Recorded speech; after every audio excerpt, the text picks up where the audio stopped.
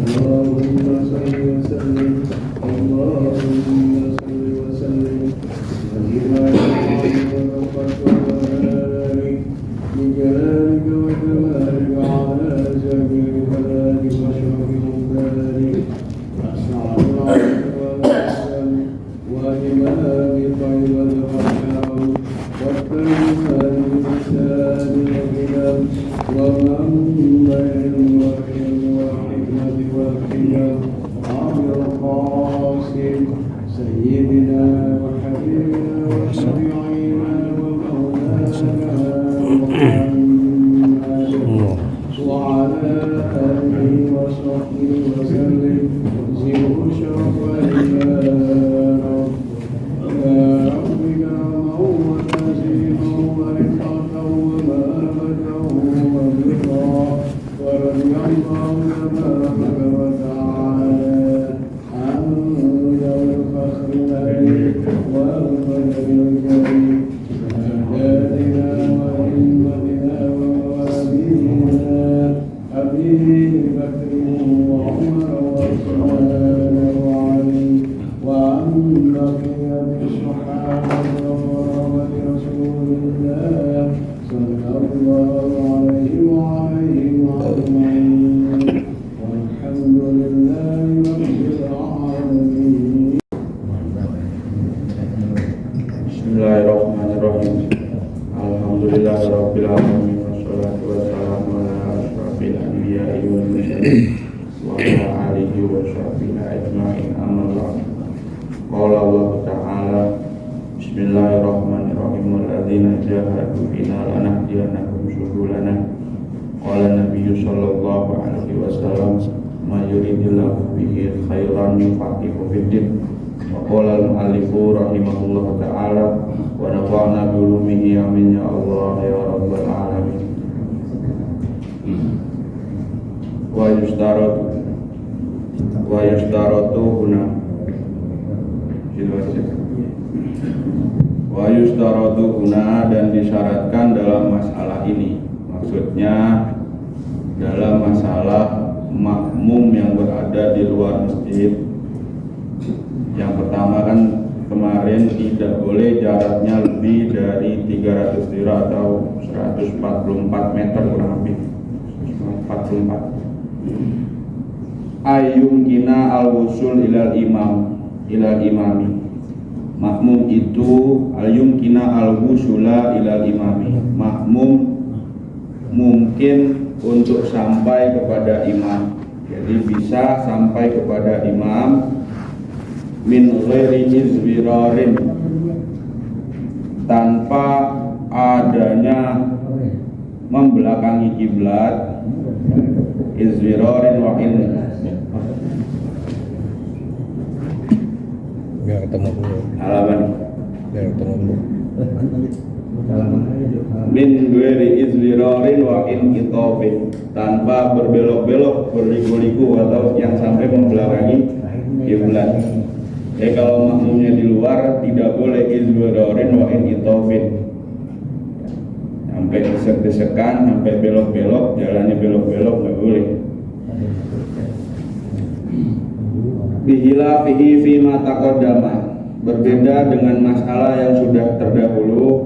Fi mas'alatil masjidi, dalam masalah masjid. Kalau masjid kan izwirarin wa in kitofin itu tidak apa-apa, ya tidak apa-apa. Pokoknya katanya yang penting bisa jalan kalau di masjid, walaupun harus istidbar, harus membelakangi kiblat, itu yang syarat ke-7.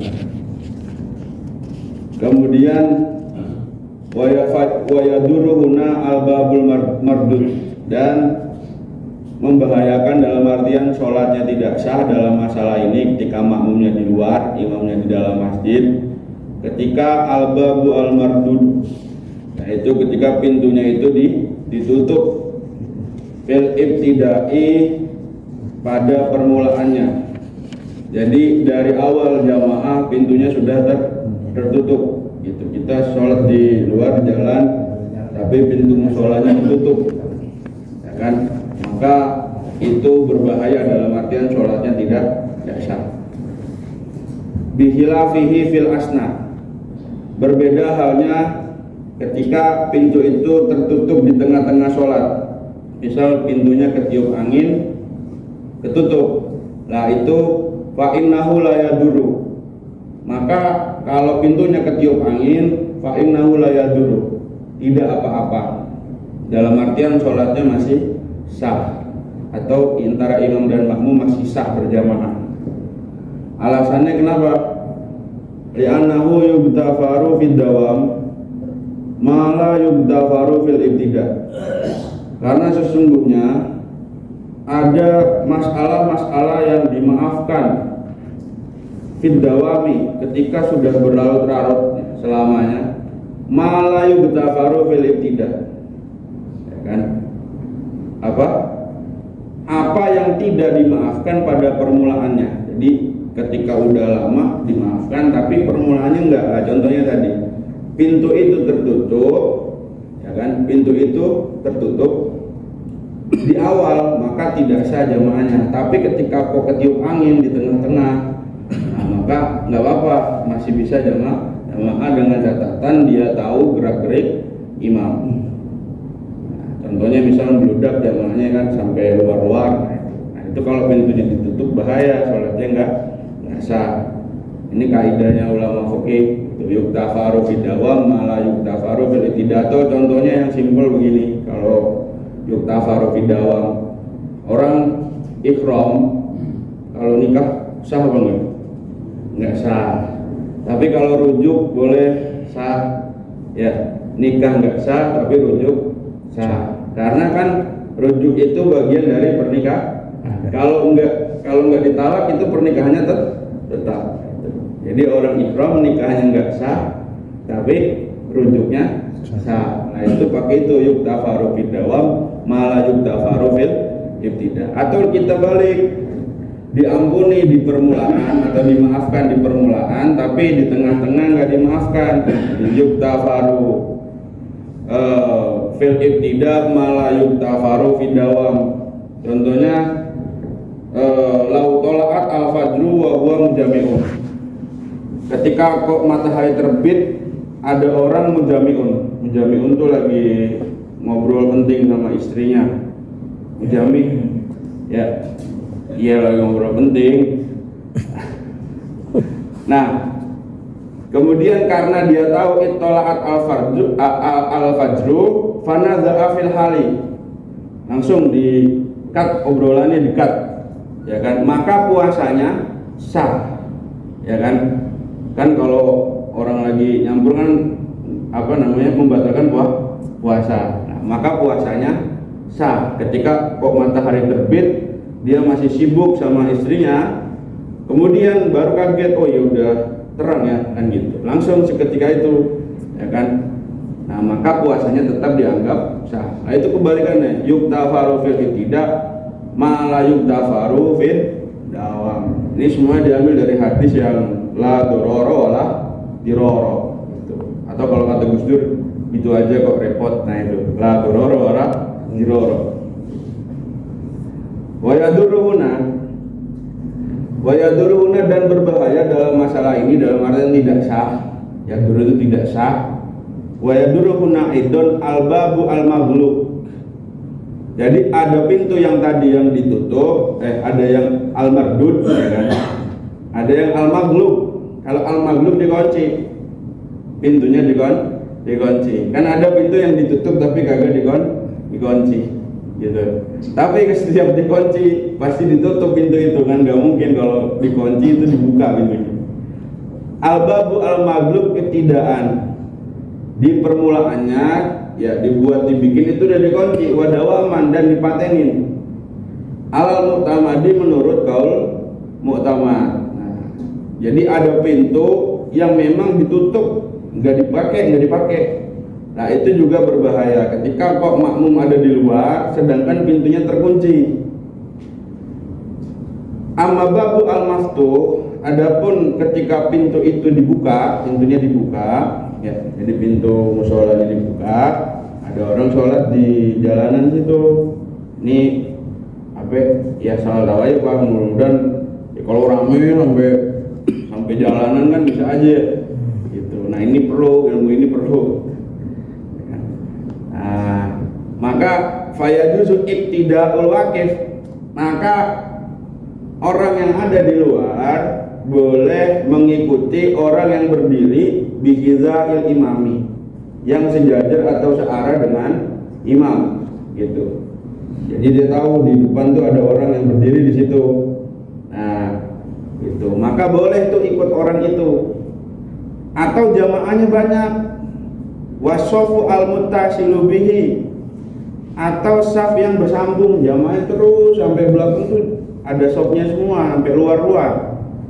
Nah, itu boleh ikut atau iktida'ul waqif gitu. Ikut kepada orang yang berdiri sejajar dengan imam. Wa kadza man khalfahu, begitu pula orang yang berada di belakangnya gitu. Nah seterusnya tuh sampai luar-luar tuh ya kan. Wa inhila bainahu wa bainal imam, sekalipun ada penghalang, contoh kayak tembok itu tuh, tembok kan penghalang tuh. Tapi ketika kok dia ada orang yang berdiri yang tahu gerak-gerik imam, maka dia sholat di depannya tembok itu tidak masalah gitu. Padahal kan kalau kalau dia sholat depan tembok, kalau dia lurus kan mentok tembok gitu, berarti harus belok. Nah, tapi ketika kok ada orang yang memang berdiri, yang dia tahu, dia melihat imam dan tahu gerakan imam, maka tidak masalah. Maka wa yakunu zalikal waqif, maka si makmum yang berdiri ya kan, yang berdiam fi hizai, sejajar dengan imam dalam artian secara lurusnya ya kan, rabitatan bainahu wa bainal imam, dia menjadi penyambung antara makmum yang di luar dengan imam gitu. Jadi harus ada robit, bahasanya ada robit. Nah, robit itu fungsinya apa? Menyambung shaf gitu. Jadi menyambung shaf kepada imam. Akhirnya karena kok kita nggak tahu imam itu di dalam udah sujud apa belum, kalau nggak ada robit ini, maka fahuwa fi haqqihim kal imam, maka robit ini untuk orang yang sholat di luar, itu yang sholat di tegongan misalkan dia di tegongan, maka kal imam, maka seperti imam. Akhirnya kalau orang itu seperti imam, fala yajuzu taqaddumuhum alaihi, maka kita tidak boleh mendahului dia.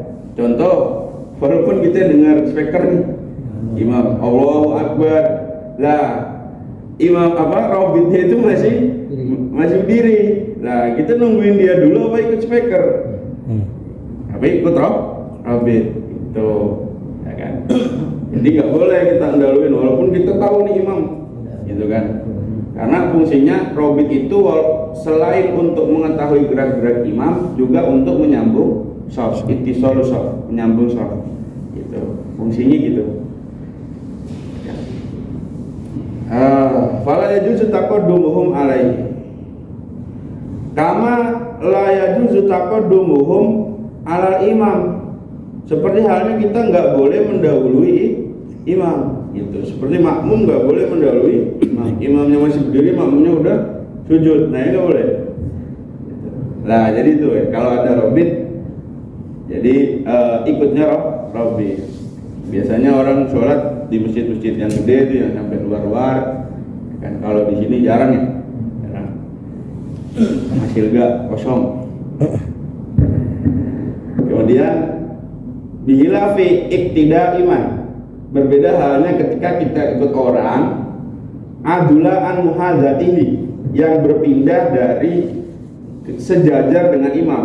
Jadi orangnya pindah, misalkan orang tadinya depan pintu, terus geser dia ke tembok ini nih, ke tembok, ya kan, ke tembok. Nah itu kita cara mengikutinya bagaimana kan gitu. Maka fala yajuzu, maka tidak boleh ikut orang yang tadi.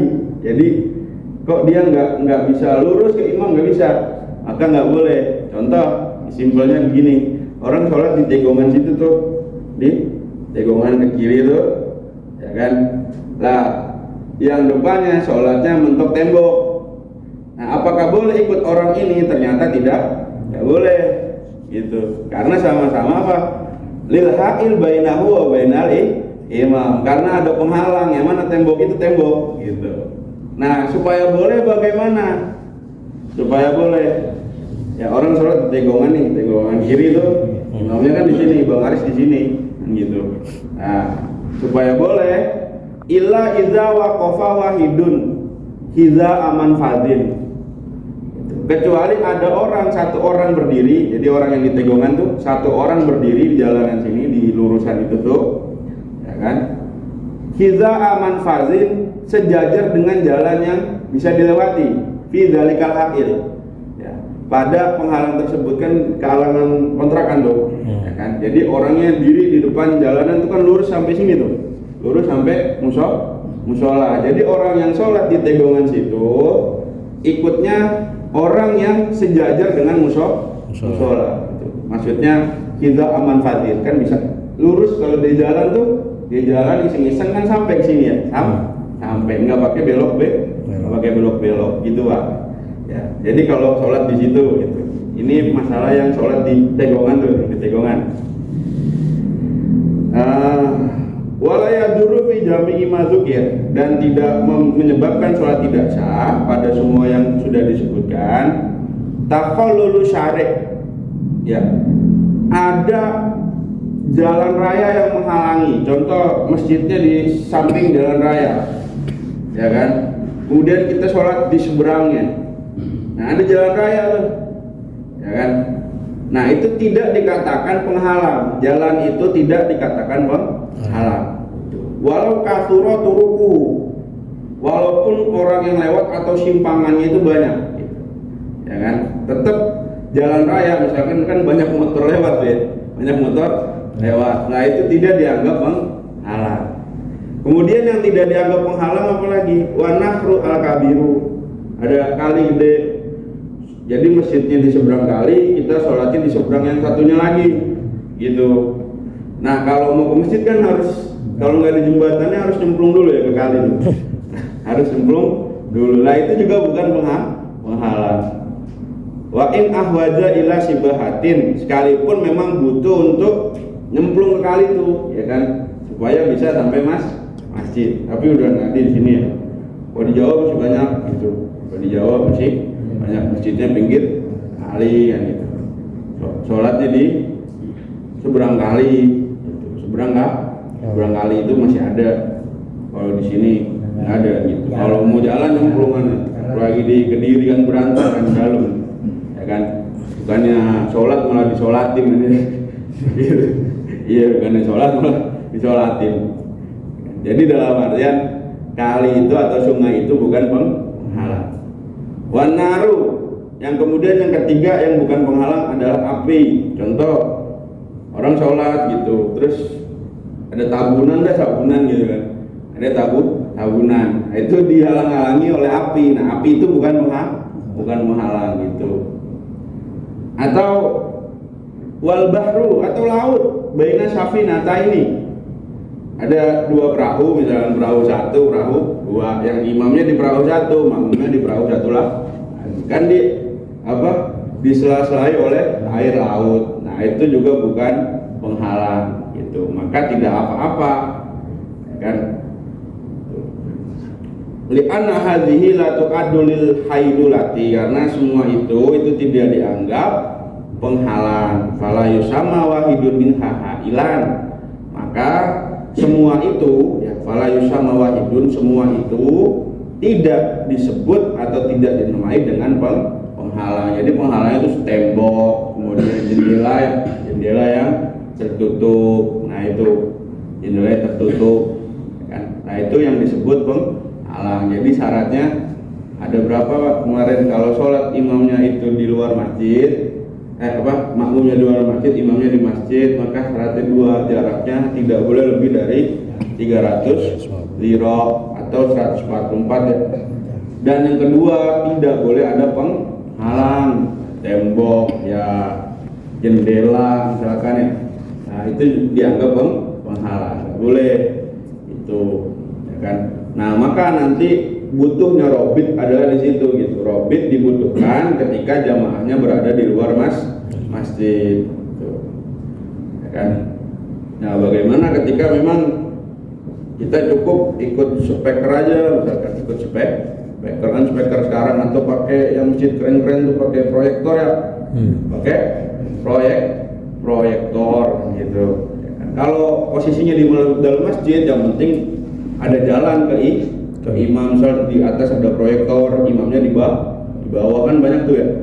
Ya kan? Yang penting tangganya di dalam masjid tuh, tangganya di dalam masjid.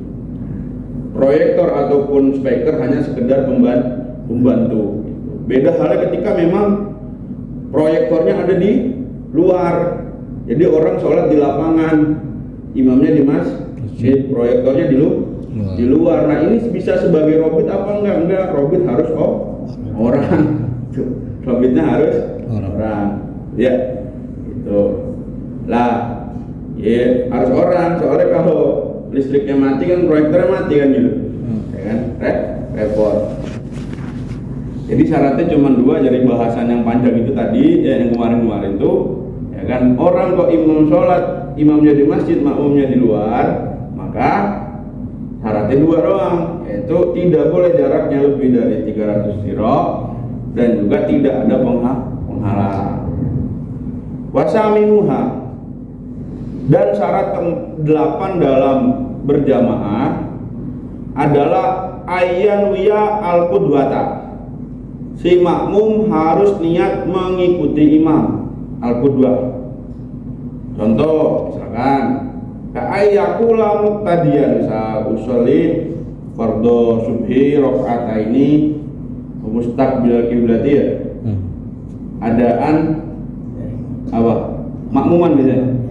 Nah, ini bisa muqtadiyan lillahi ta'ala. Itu bisa. Enggak mesti makmuman gitu. Ya kan? Muqtadiyan lillahi ta'ala. Awil jama'ata, atau niat jamaah. Contoh, ka'ayyakula jama'atan, jadi usolli fardhu subhi rakaataini mustaqbil kiblati adaan jama'atan lillahi ta'ala. Bisa, enggak mesti makmuman. Wa in soluhat niyatu halil imam, sekalipun niat jamaatan ini bisa juga dipakai oleh imam gitu, ya kan? Jamaatan bisa dipakai oleh imam. Imam bisa jamaatan lillahi ta'ala. Namanya jamaah pasti ada imam, ada makmum. Atau awil iktimama, atau niat ikut imam. Contohnya apa? Ka'ayyakula, seperti orang berkata gini, usolli fardhu subhi rakaataini apa? Mustaqbil kiblati mu'timman. Nah itu. Mu'timman lillahi ta'ala. Mu'timman lillahi ta'ala. Ya, biar buat gaya-gayaan nih gitu loh. Ganti bosan makmuman kan gitu.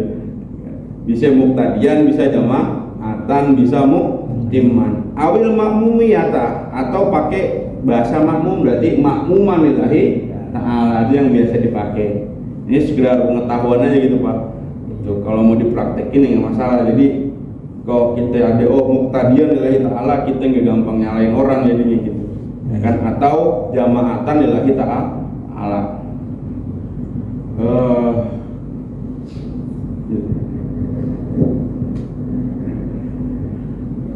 Watasyuha, lanjut ya Bang Aris. Panjangan. Watasyuha wallahu a'lam bishawab. Al-Fatihah.